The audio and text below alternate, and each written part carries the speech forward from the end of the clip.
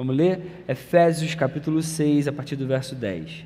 O texto diz: finalmente, fortaleçam-se no Senhor e no seu forte poder. Vistam toda a armadura de Deus para poderem ficar firmes contra as ciladas do diabo. Pois a nossa luta não é contra os seres humanos, mas contra os poderes e autoridades, contra os dominadores deste mundo de trevas, contra as forças espirituais do mal nas regiões celestiais. Por isso, vistam toda a armadura de Deus, para que possam resistir no dia mau e permanecer inabaláveis, depois de terem feito tudo. Assim, mantenham-se firmes, cingindo-se com o cinto da verdade, vestindo a couraça da justiça e tendo os pés calçados com a prontidão do evangelho da paz.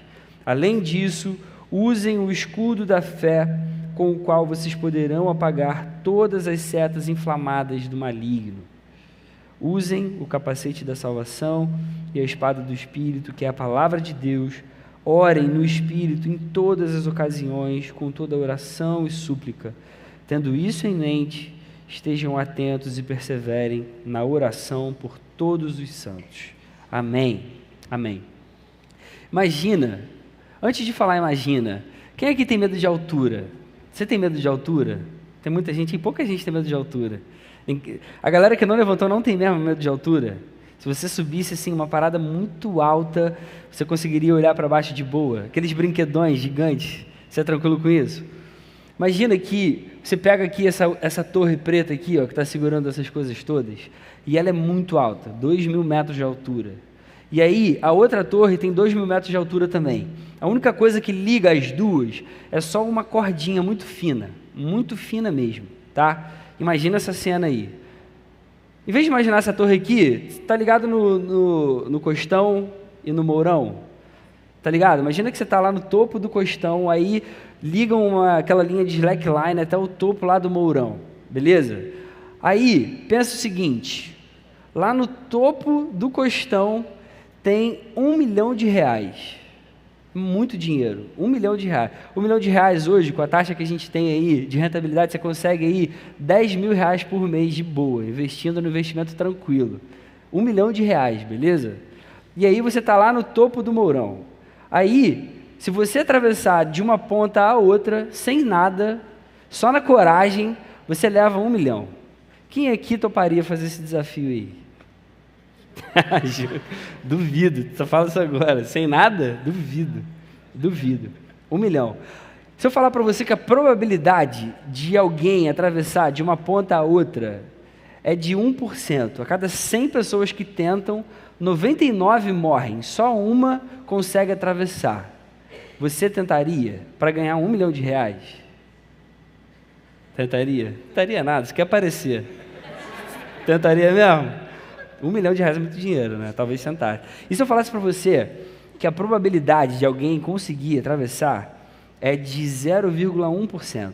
A cada 1.000 que tentam, só um consegue. 999 morrem.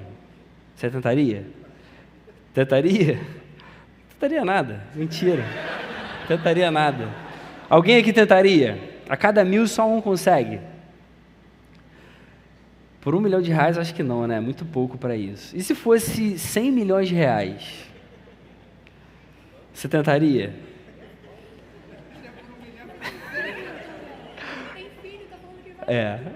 Até parece que não vai. Por 100 milhões, talvez alguém aqui tentasse, mas é mais difícil. E se, em vez de um saco de dinheiro com R$1 milhão, do outro lado tivesse a sua mãe? A sua mãe, você tentaria? Com 1% de chance, a cada 100 que tentam, só um consegue, 99 morrem, mas a sua mãe que está do outro lado, quem é que tentaria passar? Para salvar a sua mãe, pô. Caraca, tem gente que não tentaria. Tá bom, então vou pegar pesado. É teu filho do outro lado, teu filho. E se a chance fosse só de 0,01%? A cada 10.000 pessoas que tentam, só uma consegue. 10.000, um morre, mas é seu filho que está lá do outro lado. Você tentaria? Se fosse seu filho, você tentaria? Eu tentaria, com certeza. Se a probabilidade fosse zero, eu atravessaria. Eu não atravessaria por R$1 milhão, mas eu atravessaria se fosse para salvar um familiar, um querido, alguém que eu amo demais. Se fosse para salvar minha filha, com certeza eu tentaria. Esse exemplo é meio bobo e é meio simples, mas ele mostra para a gente que a questão não é a probabilidade da gente conseguir atravessar e sair ileso depois de algo assim. Dependendo do valor que a gente dá a algo, a gente é capaz de dar a nossa própria vida por esse algo. Uma coisa é você estar lutando por R$1 milhão, outra coisa é você estar lutando por alguém que você ama muito. Se isso custar a sua vida, você é capaz de fazer isso. Se a chance for de 1 em cada 10 mil, eu vou tentar, porque é minha filha, eu amo muito ela. E a pergunta que eu faço então, para a gente iniciar esse momento aqui é: quais são as coisas que fariam você arriscar a sua vida? Quais são as coisas que fariam você arriscar a sua própria vida? O que você mais valoriza hoje a ponto de ser capaz de dar a sua vida em troca? Se a gente tiver uma resposta clara para essa pergunta, a gente vai entender com clareza o que faria a gente lutar até o fim. O que faria a gente dar a nossa vida? Porque a gente só luta por algo, a gente só enfrenta algo, a gente só se indispõe por algo que a gente considere realmente valioso. Alguém aqui lutaria por algo sem valor? Alguém aqui entraria numa guerra por algo em que não acredita? Alguém aqui daria a própria vida por alguém que não vale a pena? Uma das analogias que a palavra de Deus usa para descrever a vida cristã é a guerra. A palavra de Deus vai dizer que a gente está em guerra. A gente está em guerra. O mundo hoje está vivendo várias guerras, mas eu e você, aqui no Brasil, a gente também está em guerra. E a primeira pergunta que precisa vir à nossa mente é: que guerra é essa? E a segunda é: por que eu entraria nessa guerra? Para a gente se preparar para uma guerra, a gente precisa saber que a gente está em guerra e que guerra é essa. E a gente só vai se preparar de fato para entrar nessa guerra se a gente valoriza o que está em jogo. Porque se a gente não valoriza o que está em jogo, a gente não vai entrar em guerra nenhuma. O texto que a gente acabou de ler aqui deixa claro para a gente 3 coisas. Primeiro, é que existe uma guerra e essa guerra é espiritual. Segundo, é que a gente precisa se preparar de uma forma adequada para essa guerra. E terceiro, é que a gente precisa estar sempre atento e perseverante, porque essa guerra existe e é uma guerra constante. De acordo com a Bíblia, com a palavra de Deus, uma coisa é certa: nós estamos em guerra. Você está em guerra. Se você ama Jesus, você está em guerra. Se você crê na Bíblia como a palavra de Deus revelada, você está em guerra. É uma guerra que é espiritual, intensa e constante. E por ser uma guerra espiritual, essa guerra só vale para quem é crente. Essa guerra só existe para aqueles que amam Jesus, para aqueles que já entregaram as suas vidas para o Salvador das suas almas.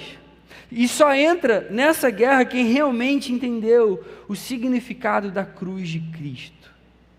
Galera querida, a verdade é que morreu pela sua igreja, morreu por pecadores, morreu pelos seus, porque amou esses, a ponto de dar a sua própria vida, e assim ele trouxe salvação. Se você é um desses salvos, se você ama Jesus, se sua vida já está entregue a Ele, você então com certeza valoriza o que está em jogo, ou deveria valorizar com a sua própria vida.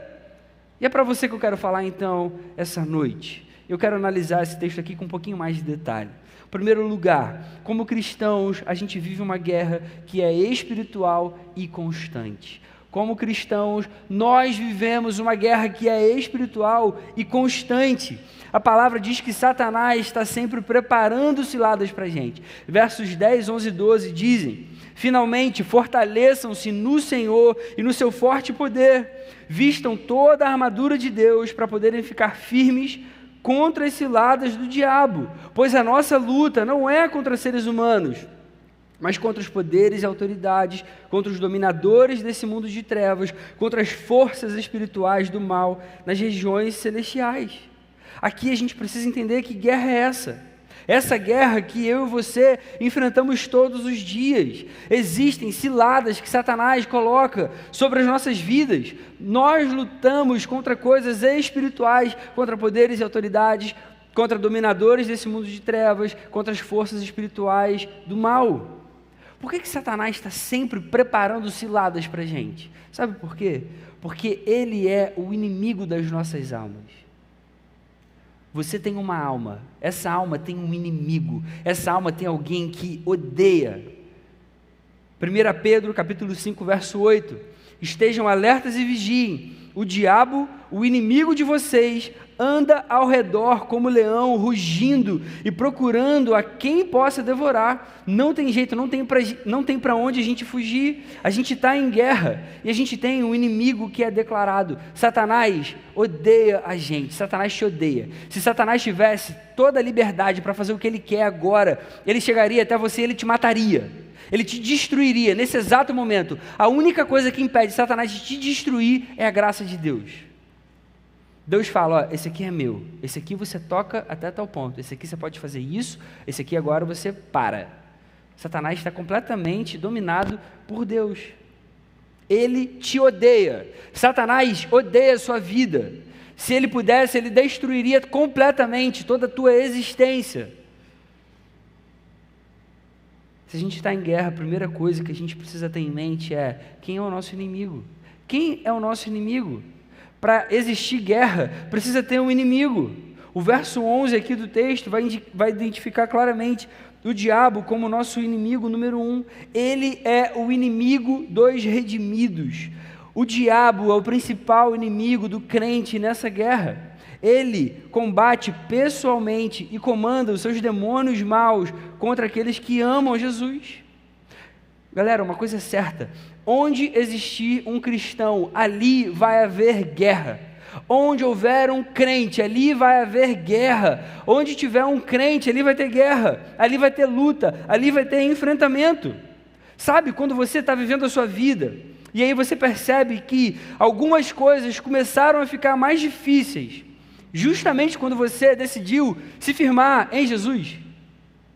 Sabe, quando você começa a perceber e acha estranho, por que a sua família do nada começou a se virar contra você, exatamente no momento que você se firmou em Jesus?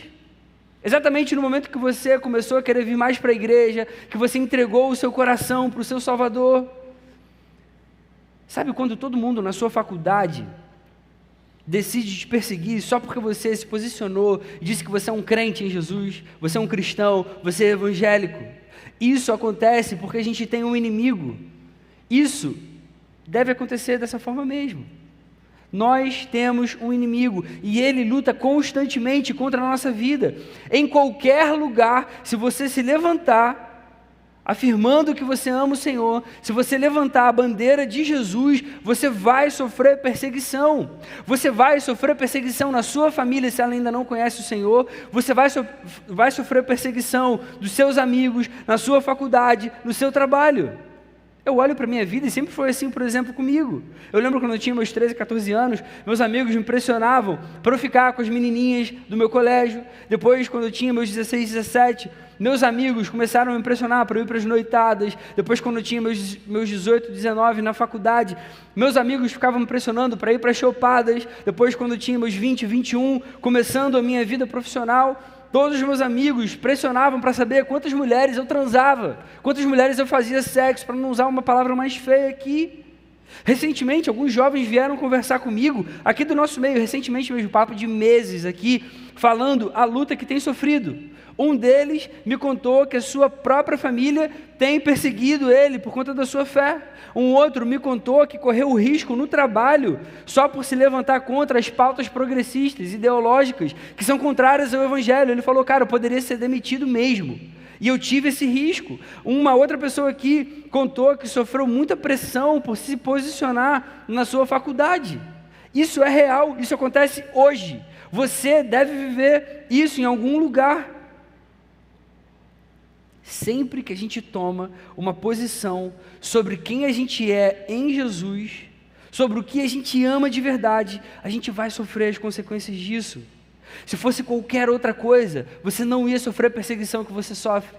Se você se levantasse para falar como o budismo foi importante para a sua vida, como ele é uma filosofia de vida bacana que você segue, as pessoas vão te aplaudir, vão achar bacana, vão querer te ouvir. Se você se levantar para falar de qualquer outra religião, para falar de qualquer outro pensamento, qualquer outra ideia, as pessoas vão te ouvir, vão achar bacana, vão falar que, poxa, tolerância é isso, a gente tem que ouvir, cada um tem o seu pensamento, a sua verdade. Mas se você se levanta para falar de Jesus, você vai sofrer perseguição. As pessoas odeiam Jesus, e se você ama Jesus, elas vão te odiar também. Nós estamos em guerra. Nós estamos em guerra. Sempre foi assim na história da igreja, e vai continuar sendo até Jesus voltar. Jesus preparou os seus discípulos para isso. João 16:33. Nesse mundo, vocês vão ter aflições, mas olha, tenham bom ânimo, porque eu venci o mundo. O nosso Salvador venceu o mundo, para que a gente consiga ter bom ânimo dentro de uma guerra. E aí a gente vai precisar se fortalecer, como o texto diz. Paulo começa o trecho falando: finalmente, fortaleçam-se no Senhor e no seu forte poder. Ninguém pode entrar numa guerra, numa batalha despreparado, enfraquecido. Por isso a ordem, olha, fortaleçam-se. Vocês vão enfrentar muita luta, vocês vão enfrentar perseguição. Não entrem nessa luta, não entrem nessa perseguição de forma qualquer. Não entrem enfraquecidos. Não entrem enfraquecidos, entrem muito atentos, fortaleçam-se. Mas a questão é que o crente, por si só, ele não tem forças próprias para suportar uma guerra espiritual. De onde vai vir, então, essa força espiritual que vai capacitar o crente para lutar contra os inimigos espirituais? Essa força vem do próprio Deus. Essa força está à nossa disposição. Os soldados são treinados para entrarem numa guerra. Eles são treinados para se defenderem, para atacarem. Assim também precisa acontecer na nossa vida, nessa guerra espiritual que a gente enfrenta. A igreja, nessa analogia, é como se fosse um quartel-general, onde o soldado de Cristo ele vai ser preparado e vai ser capacitado para essa batalha espiritual. A questão é, a guerra existe, a guerra está aí, a gente precisa saber que a gente está em guerra, a gente precisa saber que guerra é essa, quem é o nosso inimigo, quem é esse que nos odeia tanto assim, porque ele vai continuar tentando para desanimar a gente, para afastar a gente, para distanciar o nosso coração do nosso Deus. Como a gente vai se preparar então para conseguir ter vitória? O segundo ponto que eu quero destacar aqui, existe uma forma correta de preparação. Existe uma forma correta. Verso 13 vai dizer: por isso, vistam toda a armadura de Deus para que possam resistir no dia mau e permanecer inabaláveis. Em algum momento você vai passar pelo dia mau. Isso vai acontecer, isso é inevitável. Então, você precisa vestir a armadura de Deus, para quando esse dia chegar, você conseguir resistir, você conseguir vencer. Existe uma forma correta de preparação, a gente precisa saber que tipo de guerra a gente enfrenta, quem é o nosso inimigo, para a gente então usar as armas que são mais assertivas possíveis. Quais são as armas corretas, que vão ter maior êxito? Se a guerra é espiritual, o nosso preparo precisa ser espiritual. A arma que a gente deve usar nessa guerra, Paulo vai chamar de armadura de Deus. Existe uma armadura de Deus, e aqui eu quero enfatizar duas coisas. Essa palavra armadura, no grego, é panóplia. Ela inclui todas as armas. Não é só um tipo de armamento. A palavra não ensina a gente a usar uma arma ou outra arma ou outra arma. Ela ensina a gente a usar uma armadura. A gente precisa usar todas as armas em conjunto. É todo um armamento em conjunto e a gente precisa usar todos ao mesmo tempo. E aqui a gente precisa aprender que um equipamento incompleto vai deixar a gente vulnerável diante dos ataques de Satanás. A segunda coisa que a gente vai enfatizar é que a gente precisa conhecer as ciladas do diabo. Sabe o que isso ensina para a gente? Satanás, ele tem método para agir. Satanás, ele age de um jeito estratégico. Satanás é inteligente. Saiba você disso, ele é inteligente, ele não vai lutar contra você, ele não vai tentar você para que você caia com coisas que são bobas para você. Se você não tem problema com a mentira, ele não vai te tentar na mentira, ele vai te tentar na sua fraqueza. Satanás, ele é, qual a palavra? Eu esqueci agora, eu queria usar, ele é covarde. Satanás é covarde, ele vai no ponto que é fraco. Você tem problema com sexo, ele vai usar isso para te derrubar. Você tem problema com fofoca, ele vai usar isso para te derrubar. Então a gente tem que entender, ele usa estratégias, ele usa truques, ele é malandro. Satanás, ele vai usar meios de engano. Quando ele age com um método, ele prepara ciladas. E para essas ciladas, o crente precisa da armadura de Deus. É assim que a gente vai se proteger quando isso acontecer contra a nossa vida. Essas ciladas, elas são perigosas. Elas vão surgir, às vezes, com um ar de inocência, com um ar de alguma coisa que, isso aqui não é tão mal assim. Elas são preparadas para pegar a gente de surpresa, de uma forma desprevenida. E isso vale tanto para a esfera física, quanto para a esfera moral, material e espiritual. E aí Paulo então faz esse alerta aos Efésios: vistam toda a armadura de Deus, vistam essa armadura que já existe. Ele não ordenou que os seus irmãos fizessem armaduras novas, fizessem armas novas, mas ele falou: vistam essas armas que já existem, que estão à disposição de vocês. Essas armas, elas já foram confeccionadas por Deus. Que armas são essas então que compõem essa armadura? Paulo aqui vai fazer uma analogia ao aparato de guerra da época que ele vivia. Ele aqui se inspirou nas armas dos militares do seu tempo, dos militares romanos aqui. E aí ele vai aplicar então essa armadura daquele seu tempo à armadura de Deus. Então ele vai falar do cinto da verdade, da couraça da justiça, dos pés calçados com a prontidão do evangelho da paz, do escudo da fé, do capacete da salvação e a espada do Espírito, que é a palavra de Deus. O que é cinto da verdade? Cinto, obviamente, todo mundo sabe o que é um cinto, mas era aquela peça que prendia as roupas na cintura. Significa que todas as roupas espirituais que a gente usa, toda a armadura precisa estar presa com a verdade. É o cinto da verdade. Se não tiver verdade envolvida nessa preparação, nessa sua defesa, toda a armadura pode cair. A gente precisa da verdade. Couraça da justiça.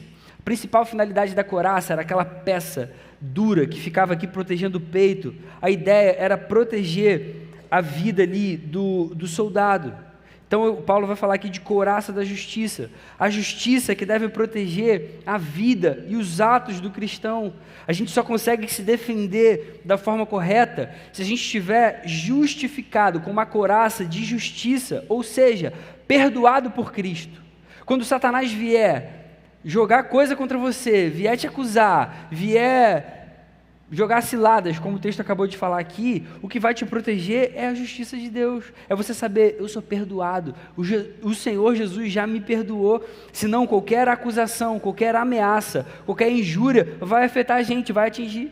Sabe quando você está despreparado, Satanás vem e te acusa, fala assim: caiu de novo, né? Sabia, você realmente é muito fraco, esquece essa vida. É porque a gente tirou a couraça da justiça. A gente tirou a couraça que dizia: você está perdoado em Jesus. Fica firme, cara. Você está perdoado em Jesus. Você já foi perdoado no Senhor. Couraça da justiça. Calçados com a prontidão do evangelho da paz. Os calçados eram importantes, obviamente, para os pés do soldado na guerra. Naquele tempo lá de Paulo, ele quis fazer essa analogia. O soldado usava um tipo de sandália que tinha uns cravos na sola, e isso ajudava o soldado a não deslizar no meio da batalha, isso trazia segurança.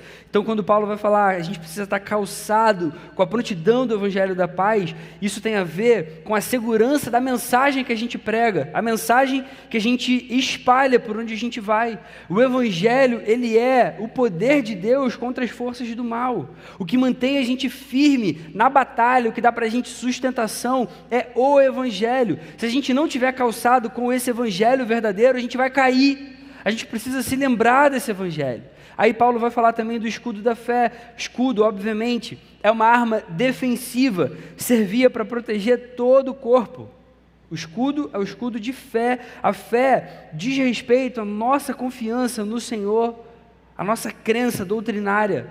Um soldado cristão que não tem escudo, um soldado cristão que não tem fé, é vulnerável também aos ataques de Satanás. O conhecimento da palavra que traz fé para a gente é esse escudo, que vai proteger a gente quando heresias vierem para enganar o nosso coração, quando Satanás lançar mentiras para enganar o nosso coração. No sentido espiritual, o diabo, Satanás, ele lança flechas com as pontas inflamadas de carnalidade, de maldade, de desânimo, para tentar enfraquecer o crente. Só que se a gente tiver uma fé fortalecida, protegendo a gente não vai ser atingido. A gente precisa de fé, a gente precisa desse escudo, protegendo a gente de todas essas ameaças. Paulo depois vai falar do capacete da salvação.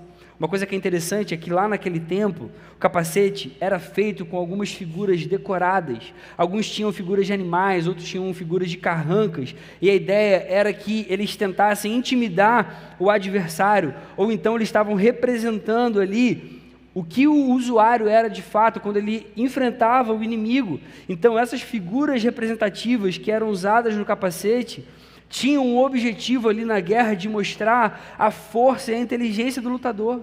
Para o cristão, o capacete da salvação significa que a nossa salvação é o maior símbolo da nossa força no momento da batalha. É a salvação que vai fortalecer o nosso coração, é a salvação que vai mostrar para o nosso inimigo como que a gente está lutando, quem nós somos agora em Cristo. Nós somos salvos, eu e você. E por fim, a espada do Espírito. A espada é uma arma de ataque, é a única arma de ataque em toda essa armadura. A espada do Espírito, como o texto vai dizer, é a palavra de Deus. Só a palavra de Deus tem força para vencer o diabo e o pecado. Vocês se lembram quando Jesus é tentado no deserto? Como que ele responde a Satanás? Ele responde usando a palavra de Deus. A palavra pregada, ou ensinada, ou lida com autoridade é a espada do Espírito Santo em ação. A nossa própria palavra é muito fraca, é muito frágil, mas a palavra de Deus tem todo o poder. Essa é a armadura de Deus. Quando a gente fala aqui de se preparar da forma correta, isso significa que a gente deve usar toda essa armadura de Deus para se defender das estratégias de Satanás e para que a gente consiga atacar no momento certo.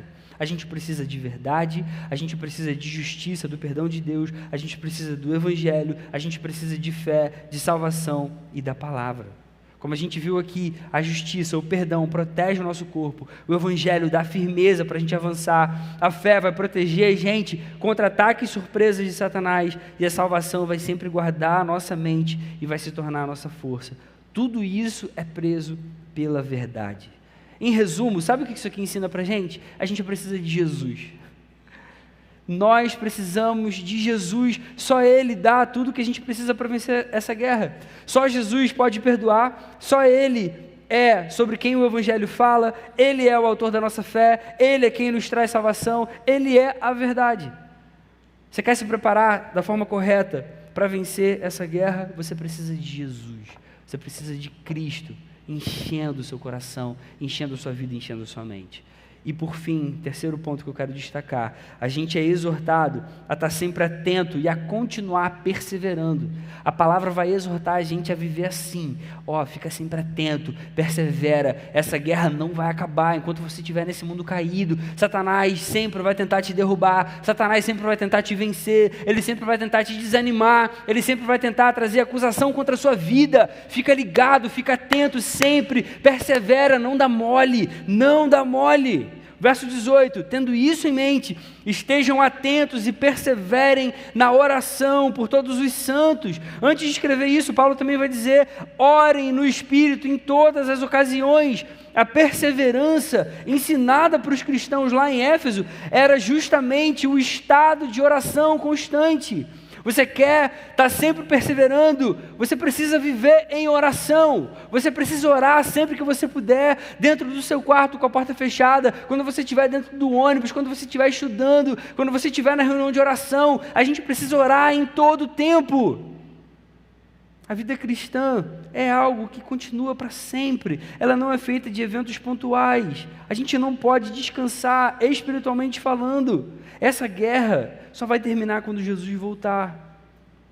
O que a gente precisa fazer para permanecer perseverante é ficar sempre em oração, orar em todo tempo, orar sem cessar, não só orar nesses momentos que a gente separa para orar na reunião de oração, que é importantíssimo, que a gente tem que fazer, não só quando a gente vai orar antes de comer um alimento, não só quando a gente vai orar antes de dormir ou quando a gente acorda, mas é um estado de oração constante. Você está no seu carro dirigindo, fica em oração. Você está no seu ônibus, fica em oração. Você está conversando com um amigo não crente, fica em oração. Você quer estudar melhor, ora para que você estude melhor, oração o tempo todo. O bom soldado é aquele que atenciosamente está ligado ao seu comandante para que consiga lutar e tenha êxito. A ideia de orar em todo o tempo, principalmente pegando esse contexto aqui de guerra e dessa armadura, é para que a gente esteja sempre em comunhão com o nosso general perfeito. Ele vai estar sempre do nosso lado nessa batalha. Ele vai à frente nessa batalha. Ele já deu para a gente todas as armas que compõem essa armadura para que a gente consiga enfrentar essa batalha. Agora a gente precisa estar sempre em oração para que a gente ouça agora a voz dele dentro dessa batalha. A oração na guerra espiritual tem esse sentido de comunhão com o seu comandante. A gente não pode se desligar nunca diante do que a gente tem pela frente. A gente só vai conseguir perseverar em todo o tempo se a gente tiver vida de oração. Diante disso eu quero fazer algumas aplicações aqui. A primeira delas, esteja sempre preparado. A gente precisa estar sempre preparado. Isso significa que a gente precisa estar sempre com essa arma correta, engatilhada, pronta para o combate. Paulo, falando a Timóteo, lá na segunda carta, capítulo 4, verso 2, ele diz: esteja preparado a tempo e fora de tempo. Esteja preparado a tempo e fora de tempo. Esteja preparado sempre. Se a gente descansar, a gente toma tiro. Se a gente descansar, a gente é alvejado. Tem gente policial aqui que sabe como é isso. Você tem que estar sempre atento, meu irmão. Tu não pode ficar desligado nessa batalha, não. Isso aqui no mundo espiritual é real. Se você descansar, você vai ser atingido. Se você descansar, você vai desanimar. Se você descansar, você vai se afastar. Se você descansar, você vai começar a duvidar. Se você descansar, eu não sei o que pode acontecer com você.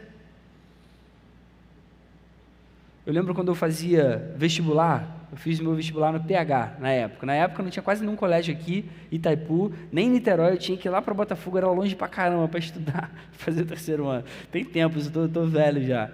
Mas eu lembro que eu tinha um professor de química, PH meio... Hoje eu sei que todos os pré-vestibulares aí, o terceiro ano, de quase todos é meio assim mesmo, meio maluco assim. Ele falava assim, ó, a partir de agora, para botar terror na turma, né? A partir de agora, cada dia que você deixa de estudar, é um dia que seu concorrente passa à sua frente.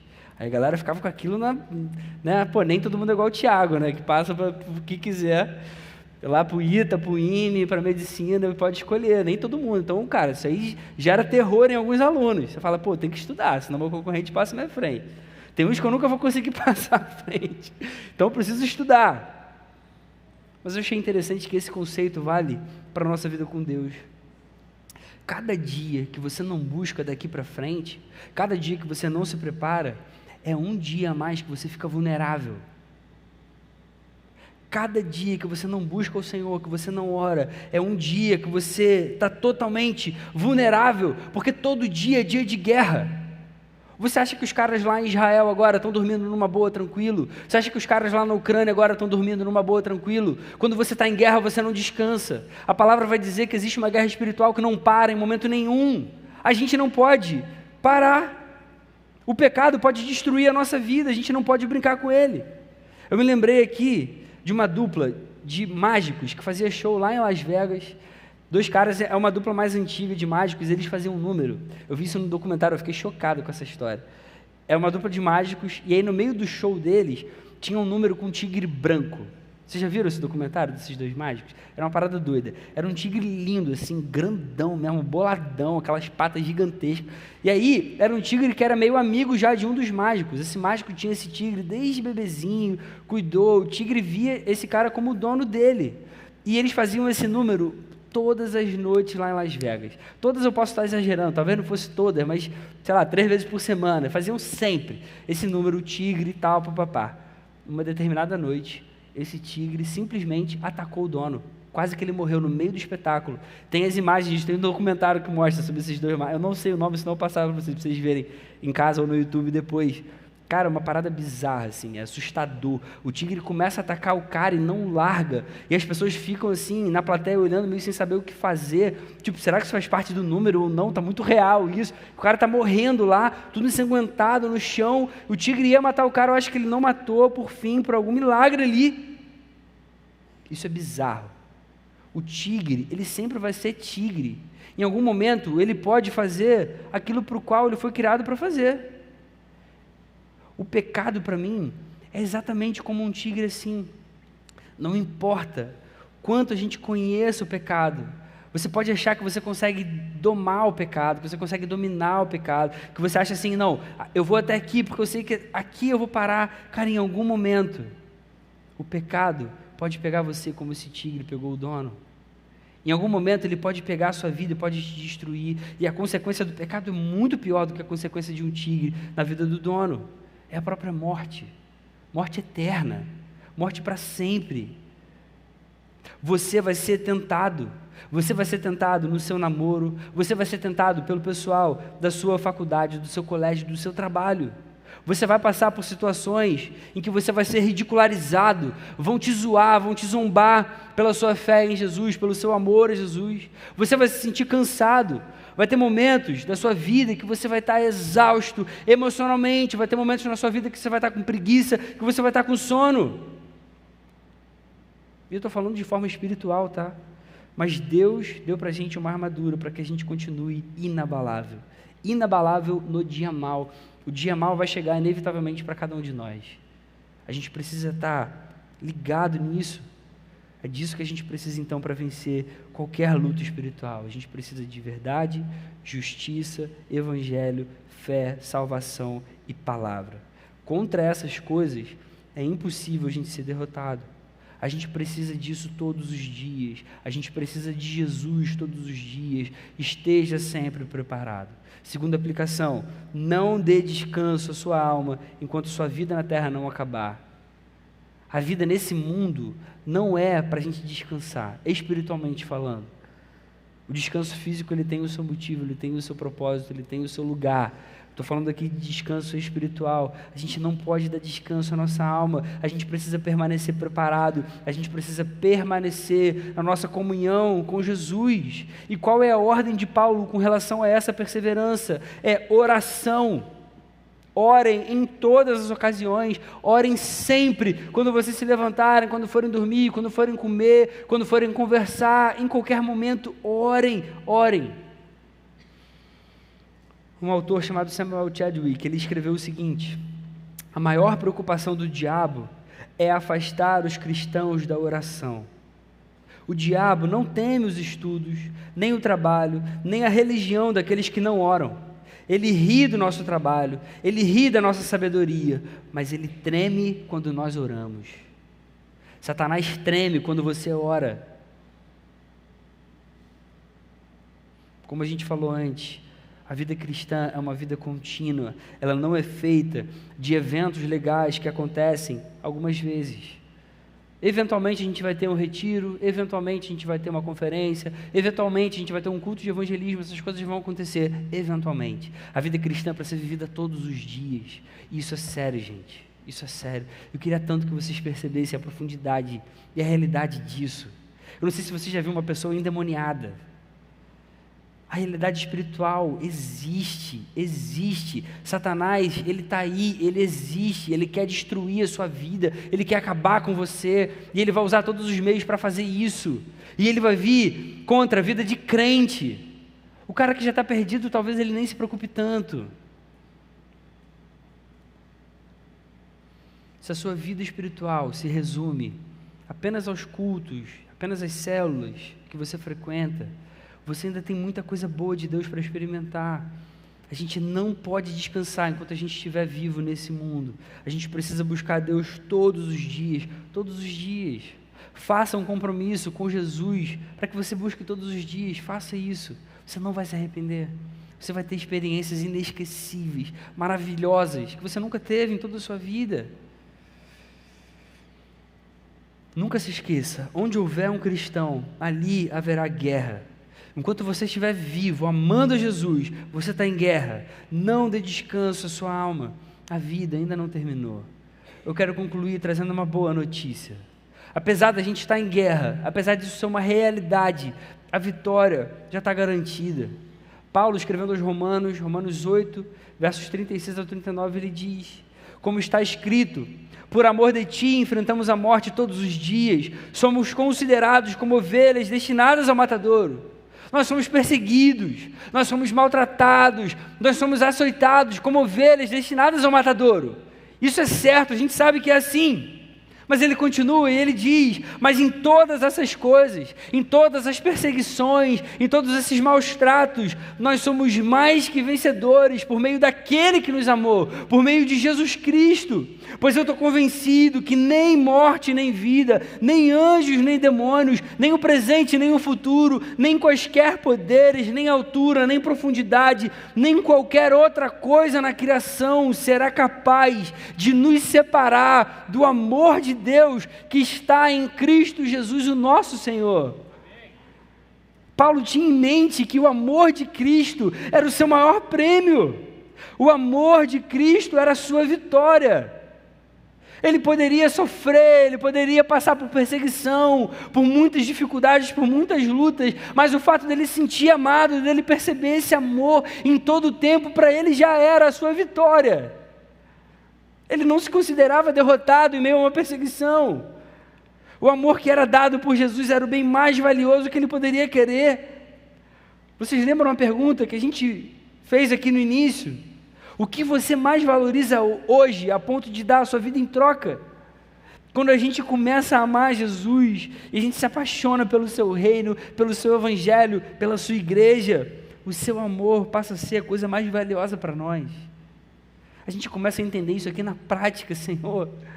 O que eu preciso é desse amor o tempo todo. Isso é o que eu mais quero. Isso é o que eu mais desejo. Isso é o que eu mais anseio, Senhor. Quando a gente começa a viver isso, a gente começa a entender que vale a pena correr qualquer risco por esse amor. Uma vez que nada nesse mundo pode tirar de nós o amor de Cristo, nada nesse mundo pode tirar o amor de Cristo pela nossa vida, a vitória já pode ser dada como garantida. Se o amor de Cristo é a nossa vitória, se nada pode tirar esse amor de nós, nós já somos vitoriosos. É isso que a palavra ensina pra gente. Vai ter luta, vai ter dificuldade, vai ter guerra, você vai passar pelo dia mau. Quando você passar por esse dia, você pode passar com a certeza no seu coração de que você já tem a vitória em Jesus Cristo. Você já é vitorioso porque você já é amado. Um dia, irmãos, todos nós vamos receber a coroa da vida. Essa coroa vai ser dada para todos aqueles que creram e viveram por Cristo. Até lá, Ele dá para a gente uma arma poderosa, para que a gente lute, para que a gente vença. E a vitória já está garantida. Eu posso falar com convicção que vale a pena viver por Jesus. Vale a pena também sofrer e até morrer por Jesus, se isso for necessário. E ainda assim, a gente vai continuar sendo mais que vencedores. Por isso a gente pode permanecer inabalável no dia mau. Senhor, muito obrigado pela Tua palavra, muito obrigado por quem Você é, obrigado pelo Teu amor por nós, obrigado porque o Senhor nos ajuda a vencer qualquer luta, qualquer dificuldade, Senhor. Apesar desse mundo mau em que a gente vive, apesar da gente ter um inimigo declarado, a gente pode contar com o Senhor, que é o nosso Rei, o Deus que já venceu a morte, o Deus que reina sobre todo esse universo, Senhor. Muito obrigado por isso. Obrigado porque Você nos ama e está sempre do nosso lado. Ajuda a gente a viver uma vida vitoriosa na Sua presença, Senhor. Ajuda a gente a lutar contra o pecado e ajuda a gente a vencer, para que o Seu nome seja glorificado, Senhor. Para que Você seja honrado por meio das nossas vidas, Senhor. Faz assim com cada um de nós aqui, no nome de Jesus. Amém. Amém.